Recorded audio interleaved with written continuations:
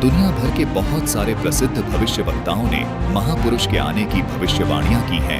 कौन है वो महापुरुष जिसका जिक्र ये कथावाचक भी कर रही है? पहले देखिए ये वीडियो। आज हम ऐसे समय से गुजर रहे हैं जो विश्व के इतिहास में बहुत विलक्षण समय है। इस समय की चर्चा विश्व के अलग अलग देशों में बैठे बहुत से भविष्यवक्ताओं ने, वैज्ञानिकों ने की है। मैं कुछ पॉइंट्स हैं जो आपके समक्ष रखना चाहूंगी। जॉर्ज बाबरी एक स्कॉलर हैं वेस्ट के। इन्होंने कहा कि भारत में एक ऐसे संत का जन्म हो चुका है जो अब गोल्डन एरा एस्टैब्लिश करने वाला है, सत्युग का निर्माण करने वाला है।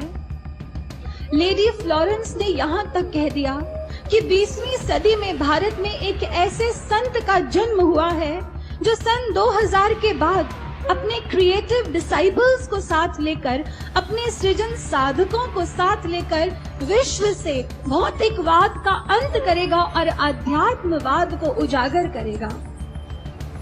रशिया की बोरिस्का सिल्विगार, जिन्होंने 1940 के करीब एक ऐसी भविष्यवाणी की थी कि लगभग 4 या 5 सालों के बाद अंग्रेज भारत को छोड़कर चले जाएंगे, भारत स्वतंत्र होगा।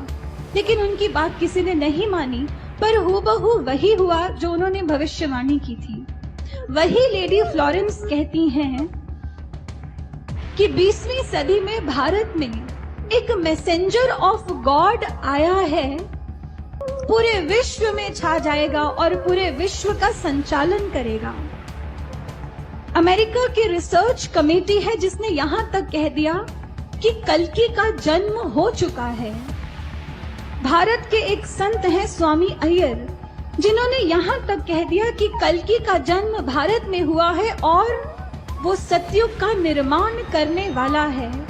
और इसके बाद अमेरिका की एक भविष्यवक्ता है लिन, उन्होंने यहाँ तक कह दिया कि कल्कि नाम का कोई अवतार भारत में जन्म ले चुका है, लेकिन इस समय वो धरती पर नहीं है, पर वो लौट कर वापस आएगा और उसका वापस आना दुनिया देखेगी। इसलिए भक्तों, ये अब हम सबकी अपनी समझदारी के ऊपर है कि कोई तो ऐसे संत हैं जो भारत का मानचित्र ही विश्व पटल पर बदलने वाले हैं। क्या हम में इतनी सूझ है कि हम उन्हें पहचान कर अपने जीवन को महान बना लें, उनकी इस मुहिम में अपना योगदान दें, इसमें शामिल हो जाएं? क्योंकि अब वो समय दूर नहीं है जब विश्व धरा के आंचल पर एक अजब, एक अद्भुत करिश्मा घटने वाला है जिसे पूरी दुनिया देखेगी। दर्शकों, हम धन्यवाद करते हैं इस साध्वी बहन का। धन्य है इस बहन के माता पिता जिनसे इनका जन्म हुआ, जो बिल्कुल सत्य बोल रही हैं और कह रही हैं कि हमें ऐसे महापुरुष का साथ देना चाहिए, जबकि दूसरे और आज के स्वार्थी धर्मगुरु, कथावाचक अपने स्वार्थवश संत रामपाल जी महाराज का विरोध कर रहे हैं। ये बहन जिस संत के बारे में बात कर रही है, उस महान संत की खोज हो चुकी है। तो चलिए अब आपको इस महापुरुष के जीवन में घटी उस दिव्य घटना से रूबरू करवाते हैं, जो दिव्य घटना संपूर्ण मानव जाति के कल्याण का कारण बन चुकी है। पुण्यात्मा परमात्मा स्वयं ही इस काल के लोक में आते हैं, अपने बच्चों को तत्व ज्ञान से परिचित कराते हैं। दास के अंदर उसी पूर्ण परमात्मा कबीर साहिब जी की शक्ति काम कर रही है। आप सभी पुण्यात्माओं को काल के जाल से निकालने के लिए परमात्मा इस पृथ्वी लोक में फाल्गुन शुक्ल पक्ष एकम विक्रमी संवत 2053 9 मार्च 1997 रविवार के दिन आए और सार नाम व सार शब्द खुलकर देने का आदेश दिया, जिससे आप सभी का मोक्ष हो सके। इसके बाद इस आध्यात्मिक ज्ञान के प्रचार प्रसार में बहुत तेजी आई और आज आप सभी पुण्यात्माओं को अपने निज घर की और परमात्मा की पहचान हो पाई। 600 साल पहले परमात्मा को ना पहचान कर हम काल के जाल में धोखे से रह गए थे।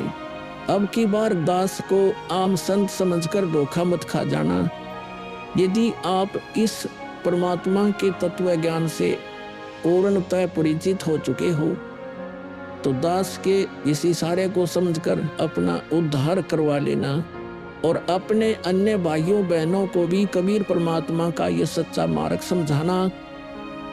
दास को कबीर परमात्मा का मिलना आप सभी के जीवन के कल्याण का कारण बन रहा है। आपको अब उस दिन की घटना के बारे में बताता हूँ। ये सत्य घटना उस दिव्य प्रसंग की है जो आज तक केवल एक रहस्य था। वो रहस्य सालों पश्चात अब आपके सामने प्रस्तुत होने जा रहा है। संत रामपाल जी महाराज जी के जीवन का वो महत्वपूर्ण दिन जिसके विषय में उन्होंने आज तक भक्त समाज के समक्ष केवल सांकेतिक और आंशिक वर्णन किया था, अब उनकी आज्ञा से वो दिव्य प्रसंग विस्तार से प्रस्तुत हो रहा है। ये प्रसंग उस दिन का है जिस दिन संत रामपाल जी महाराज जी को कबीर परमेश्वर जी स्वयं इस धरातल पर आकर मिले थे। हे गुरुदेव राम देवानंद जी महाराज, ना जाने आपने इस दास में क्या देखा कि आपने इस दास को इतनी बड़ी जिम्मेदारी दे दी, अपने बाद मुझे गुरु पद पर बैठा दिया। ये दास अपनी आखिरी सांस तक आपके द्वारा दिया गया जगत कल्याण के मार्ग और मोक्ष के कार्यों को पूरा करने के लिए समर्पित रहेगा। परमात्मा का सत्य ज्ञान और सच्चा मंत्र हर घर तक पहुंचा के छोड़ूंगा, फिर चाहे कुछ भी बीते मेरे साथ। ये दास आजीवन परमात्मा के मार्ग में कार्यरत रहेगा। ये फाल्गुन शुक्ल पक्ष एकम विक्रमी संवत 2053 9 मार्च 1997 रविवार की बात है। संत रामपाल जी महाराज हरियाणा के झज्जर जिले के एक झाड़ली कस्बे में गरीबदास जी महाराज जी की वाणी का पाठ करने गए थे। वहां किसी कारणवश पाठ रद्द होने की वजह से वे वापस आ रहे थे। वहां से लौटते समय संत रामपाल जी महाराज कबीर परमात्मा की याद में मग्न अपने दुपहिए वाहन पर सवार वापस लौट रहे थे। संत रामपाल जी महाराज स्कूटर को रास्ते में एक चाय की दुकान के पास रोक देते हैं। राम राम महाराज जी। राम राम भगत जी। महाराज जी चाय समोसा लगा दूं? हाँ भगत जी लगा दीजिए।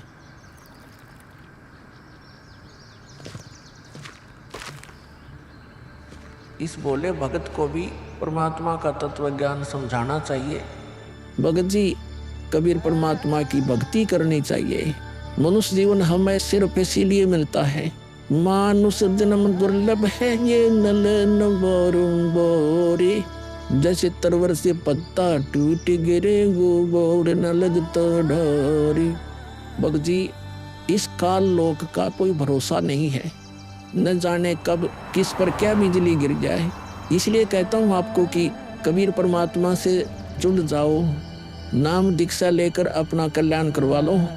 वो कबीर परमात्मा यह भी आपकी और आपके परिवार की रक्षा करेगा और मृत्यु के बाद सीधा मोक्ष को प्राप्त कर जाओगे।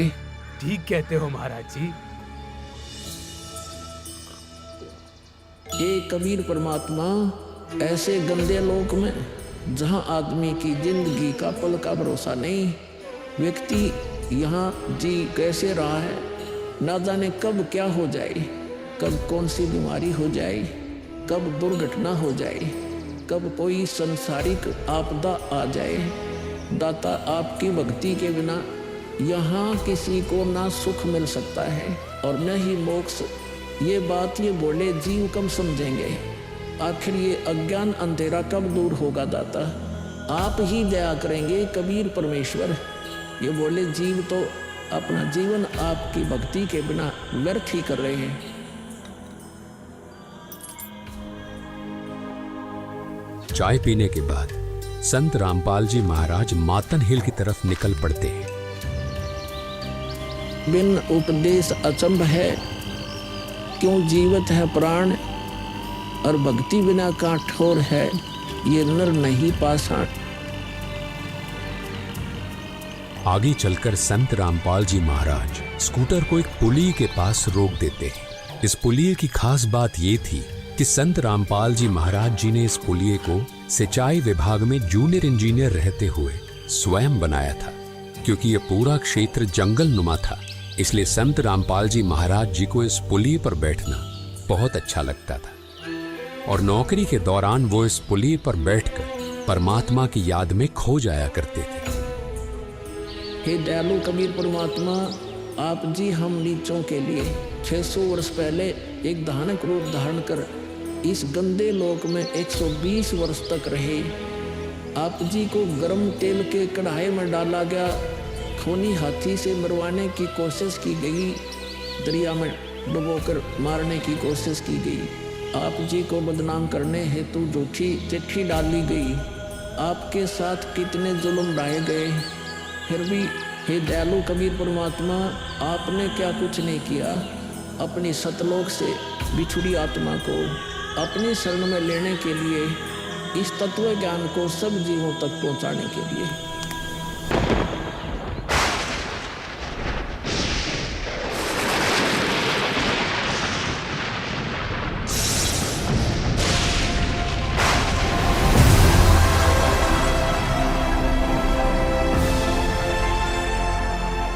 साहेब कबीर आजा आत्मा तोए पुकारती, तेरे हाथ में चाबी वो सतगुरु सतलोक द्वार की।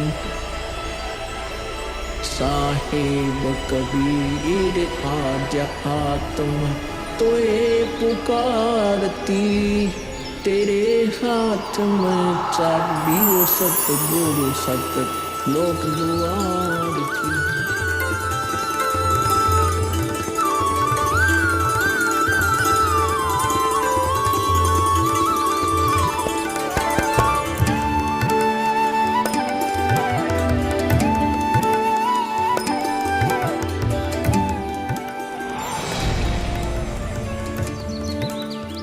राम राम भगत जी। राम राम। आओ भगत जी बैठिए, खड़े क्यों हो? संत रामपाल जी महाराज अपने परने को पुलिया की दीवार पर बिछा देते हैं और महात्मा जी से बैठने का आग्रह करते हैं। कहाँ से आए हो बेटा, क्या करते हो?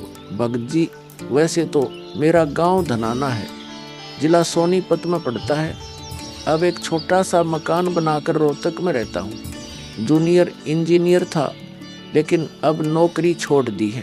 बेटा, तेरे धनाना और रोहतक वाले घर के बारे में तो मैं अच्छी तरह से जानता हूँ और यह भी जानता हूँ कि तेरे 2 पुत्र और 2 पुत्री हैं। मैं तो यह पूछ रहा था कि इस जन्म से पहले तेरा घर कहाँ था? अरे, इन महात्मा जी को मेरे बारे में इतना कैसे पता है? महात्मा जी, जन्म से पहले हम सतलोक में थे, वही हमारा घर था। लगता है ये भगत जी राधा स्वामी पंथ के अनुयायी हैं। इनको सत्य का ज्ञान कराना चाहिए। मेरे गुरुजी स्वामी रामदेवानंद जी हैं।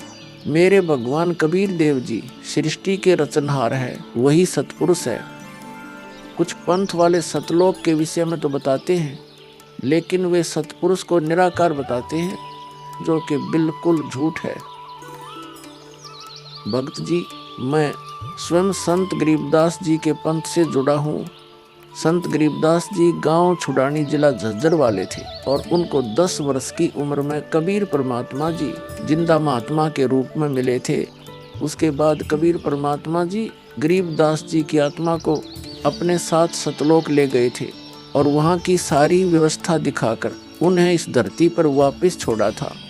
फिर उन्हीं बालक गरीबदास ने सतलोक के बारे में बताया कि ऊपर सतलोक है, वहाँ सारी सुख सुविधा उपलब्ध हैं, सदाबहार बाग हैं, नर नारी की सृष्टि है। वहीं पर एक गुम्मट युक्त महल में कबीर परमात्मा जी सिंहासन पर बैठे हुए हैं और वहीं से कबीर परमात्मा जी इस सृष्टि को चला रहे हैं। हम सब वहीं रहा करते थे, वही हमने जाना है।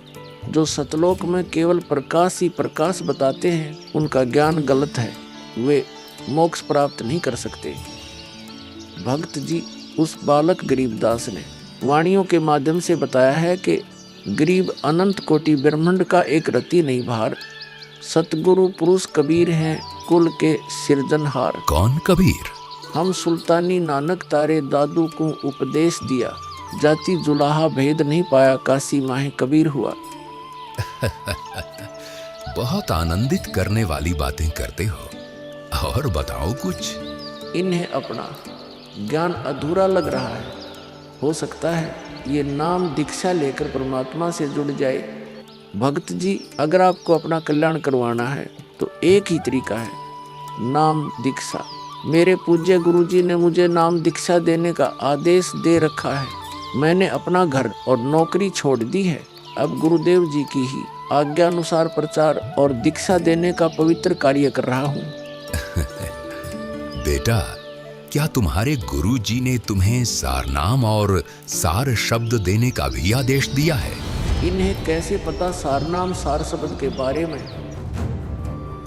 गुरुदेव की आज्ञा थी कि अभी सारनाम को सार्वजनिक नहीं करना है।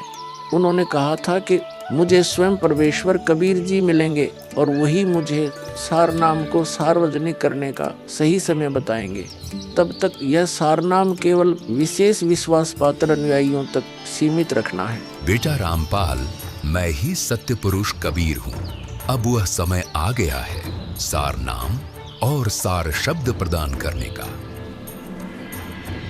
वह भक्त जी, मैंने आपको बता दिया कि कबीर परमेश्वर मुझसे मिलने आएंगे, तो आप स्वयं ही कबीर परमेश्वर बन बैठे। मैंने अपने गुरुजी से पूछा था कि हे गुरुदेव, मैं कैसे पहचानूंगा जो मुझे मिलेंगे कि वे कबीर भगवान हैं? गुरुजी स्वामी राम देवानंद जी बोले, यह विश्वास करवाना, वो पहचान करवाना उनका काम है। तभी तो मैं बता रहा हूँ, मैं ही सत्य पुरुष कबीर हूँ। कबीर परमेश्वर जी सबको जिंदा बाबा के वेश में मिले। आप तो जिंदा बाबा वाले वेश में नहीं हो। जिंदा महात्मा तो मुसलमान साधु होते हैं। मुसलमान धर्म तो अभी 1500 साल पहले ही बना है। मेरा असली वेश तो यही है जिस रूप में मैं तुम्हारे सामने खड़ा हूँ।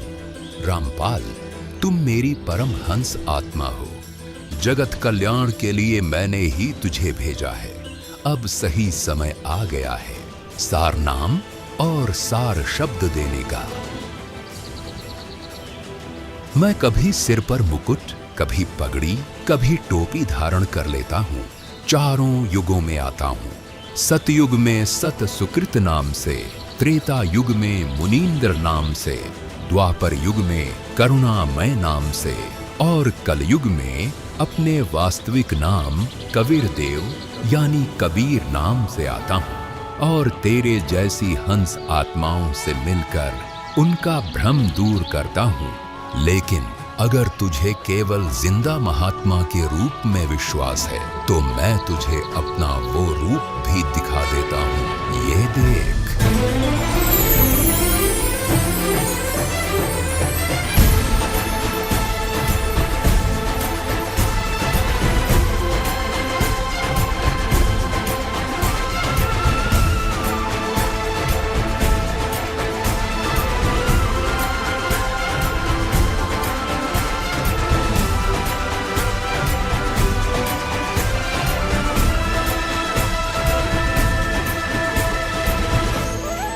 हे परमेश्वर, मुझे क्षमा कर दीजिए।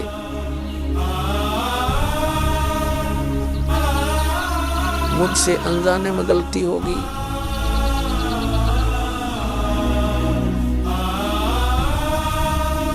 आपने मुझे साक्षात दर्शन दिए और मैं आपको पहचान न सका। मुझे क्षमा कर दीजिए परमपिता। बेटा रामपाल, अब वो समय आ गया है जो मैंने धर्मदास को कहा था कि कलयुग बीते 5500 पांचा, तब यह वचन मेरा होगा साचा। यानी जब कलयुग 5505 वर्ष बीत जाएगा तब मैं खुद इस धरातल पर आऊंगा और अपने बच्चों को तत्व ज्ञान समझाकर इस काल लोक से सतलोक ले जाऊंगा। बेटा रामपाल, तुम मेरी परम हंस आत्मा हो। अब इसके आगे बेटा मैं ही तेरे रूप में सारी लीला करूंगा और यह तत्व ज्ञान अपने बच्चों को बताऊंगा, उन्हें सतलोक की राह दिखाऊंगा।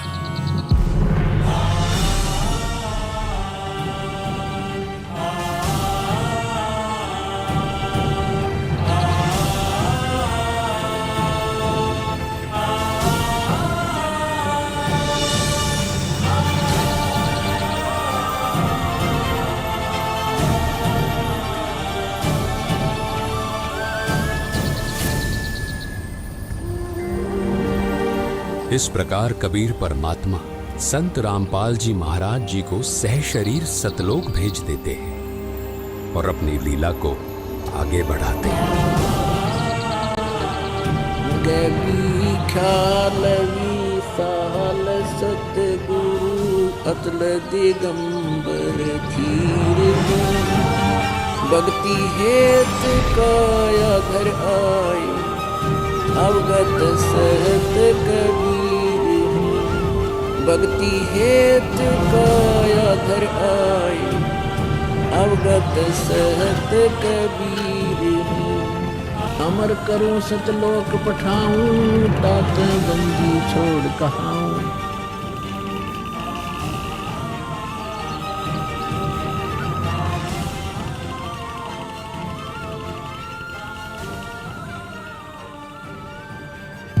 इस प्रकार कबीर परमात्मा संत रामपाल जी महाराज जी को सह शरीर सतलोक भेज देते हैं और स्वयं सर्व सृष्टि रचनहार कबीर परमात्मा संत रामपाल जी महाराज जी के रूप में संपूर्ण संसार का उद्धार करने के उद्देश्य से इस पवित्र मिशन पर निकल पड़ते हैं। संत रामपाल जी महाराज जी के रूप में कबीर परमात्मा स्वयं को छिपाए हुए हैं।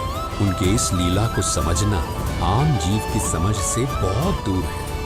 एक संत के स्वरूप में परमात्मा के अभिनय की ये अद्भुत सच्चाई भक्त समाज के लिए जानना बहुत जरूरी था। साक्षात कबीर परमात्मा के स्वरूप बंधी छोड़ सद्गुरु रामपाल जी भगवान की जय हो।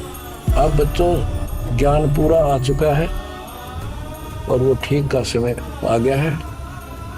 गुरु पूरा, ज्ञान पूरा, भगवान पूरा, सब ही नारी नर शुद्ध तक जब ठीक का दिन आवंत कपट चातुरी छोड़ के सरल कबीर गहनत होए। बच्चों वो ठीक का दिन आ गए। चारों तरफ डंका बोल गया दाता का, कहाँ उग्र कहाँ शूद्र हो, चाहे कोई नकम्मा डाकू लटेरा है, चाहे कोई छोटी जाति समझते हो आपको, हरे सबकी भाव पीर परमात्मा वो संत जो मेरा भेजा होगा, भेजा हुआ आएगा, वो सब के दुख दूर करेगा। हरे सबकी भाव पीर सो समान समदृष्टि है समृत संत कबीर। वो एक समान समदृष्टि का है, सबको एक दृष्टि से एक समान प्यार देगा, सबको एक जैसा व्यवहार देगा, एक जैसा सच्चा नाम सतनाम सार शब्द देगा। वो समृत संत कबीर ही होगा। बोलो बंदी छोड़ कबीर साहब की जय हो।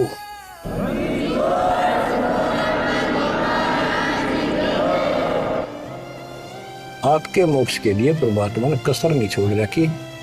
जो भी संभव व्यवस्था है वो सारी कर दी है। बच्चों तुम भी दया करियो, रहम करियो उस परम पिता पे। बच्चों आने वाली पीढ़ियां आपको भी याद करा करेंगी, जब तक चांद सूरज रहेंगे आपका नाम रहेगा कि हमारे कौन माता पिता, कौन दादा परदादा दादी इसे अमृत ज्ञान को हमारे पूर्व में लाए थे। आने वाली पीढ़ियों के उद्धार के लिए तुम जिम्मेवार हो, कुर्बान हो जाओ। पहचान लो उस परम पिता को और पहचान लो अपने गुरुदेव को। परमात्मा आपको मोक्ष दे, आपको सद्बुद्धि देकर रखे, आपको भगवान की याद बनी रहे, सतलोक याद रहे, काल का कष्ट भी याद रहे। यहाँ भी सुखी रहो, सतलोक में सदा सुखी हो जाओ। ये दास का आशीर्वाद है। सत साहिब